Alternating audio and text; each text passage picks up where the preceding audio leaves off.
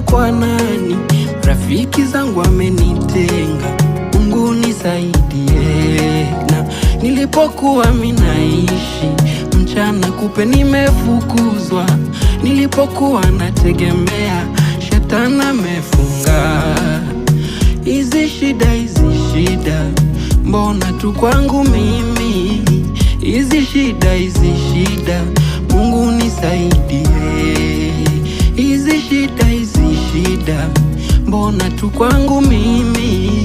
Hizi shida